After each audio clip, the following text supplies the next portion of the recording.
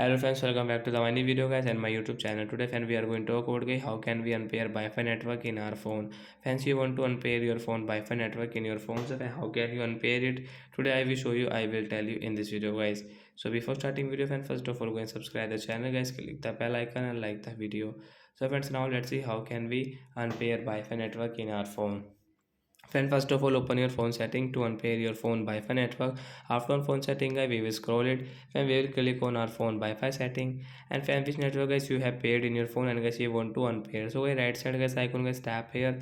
Then guys scroll it. Then you can see forget network means unpair guys. Tap here to unpair. So this Wi-Fi network will unpair guys. Now we cannot use. If we use, so we will have to again pair it. So like that guys, we can unpair Wi-Fi network in our phone. So that's it guys. Thanks for watching the video. Bye bye guys. Friends, do you have any doubt related to guys your phone Wi-Fi setting? You can ask me in comment section. I will check. I will help you. Bye friends.